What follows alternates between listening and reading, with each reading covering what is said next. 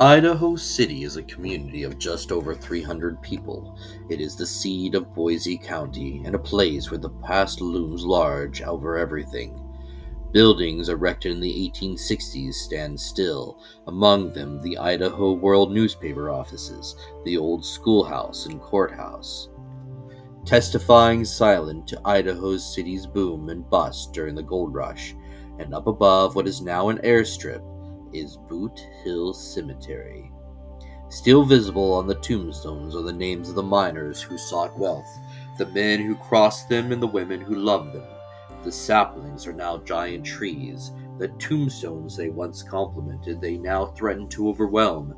The wooden fences sag, but still the dead walk the land. In Idaho City, the miners and prospectors still seek their fortune, even from beyond the grave. In the years leading up to the founding of Idaho City, the Union was in peril. States were engaged in world war, each fighting to maintain their beliefs and preserve what they perceived to be the spirit and intent of the American Constitution. The conflict threatened to consign to history everything such as American revolutionaries as Washington and Jefferson had fought for, the existence of a great democratic republic. But while warfare gripped the attention of the states, the concerns of those settlers exploring the western reaches of the continent were far more locale. They were more motivated, not by any particular ideology, but by that dark compulsion beating within the hearts of all, the compulsion to acquire wealth. They explore the opportunities to acquire fortunes in the silver and gold mines throughout the newly formed territories. Avarice both sustained and suffocated these prospectors. It is an idea rendered in the solemnity and awful beauty of the Boot Hill Cemetery. In Idaho City, a site where just 23 of the first 200 buried here were laid to rest because of natural causes. In 1860, 10 prospectors led by Captain E.D. Pierce entered the Nez Perce Reservation. In a month, they found what they were looking for. Wilbur Bassett, panning along Canal Gulch, discovered gold. When word of the discovery reached an expectant audience, the news ignited a rush of migration to the area that they would eventually become known as Idaho, the Gem State. Just half a year after Bassett's discovery along Canal Gulch, 1,600 claims had been staked. Towns with names like Lewiston and Pierce City were sprouting all through the area, connected first by paths that would accommodate only pack horses and mules. As they grew, the paths became roads, and stagecoaches, once a rare sight along the horizon, became commonplace. Prospectors came from Sacramento, San Francisco, and Vancouver, lured by the promise of gold as abundant as the blades of prairie grass.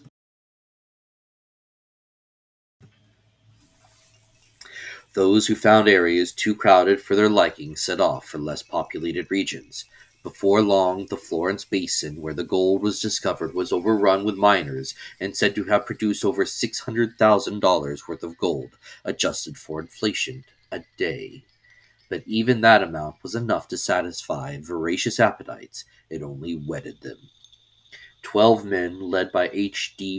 Fogus, discovered gold in the Boise Basin in 1862, and when people heard that there might be more gold there than in the Florence, the Boise Basin was soon teeming with men and women eager to seek their fortunes.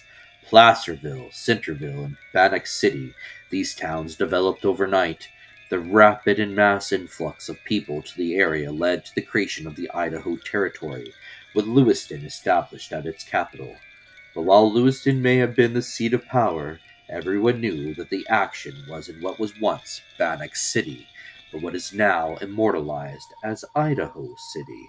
Less than a year after Fogus's gold discovery, thousands had swarmed into the Boise Basin, with over 6,000 migrating to Idaho City. Within 3 years, 10,000 people called Idaho City home, and those seeking to profit off of the miners' presence arrived en masse. At its height, Idaho City had more than 250 businesses lining its wooden boulevards. It boasted an opera and a theater house, tailors, breweries, pool halls, drug stores, and headquarters for the Idaho World paper. The oldest Masonic hall west of the Mississippi was there, and most profitable of all, the saloon and brothel. With so many people concentrated in such a small area, each trying to get their prospective hands on a share of the rumored wealth of the Boise Basin, life in Idaho City was not for the faint hearted. Over 23 law officers were kept in a perpetual state of toil as they handled disputes over competing mine claims. Those who preferred not to deal with lawyers took matters into their own hands. Alcohol was cheap in Idaho City. Life was cheaper. A hanging or a shooting was never far off. The dead were taken to what became known as Boot Hill Cemetary. Tombstones were placed inside areas bordered by elaborate wooden fences, often accompanied by a sapling. The tombstones testify to the rough and heady life in the early days of the gold rush, but for most, the danger was worth the risk. It's said that in Idaho City's boom, more than 250 million worth of gold was extracted from the Boise Basin. Gold was the reason for Idaho City's boom, but when the gold ran dry, so did the town. With so much of the valuable ore mined each day, it wasn't long before the boom became a bust. An estimated 3 million ounces were taken from the mines.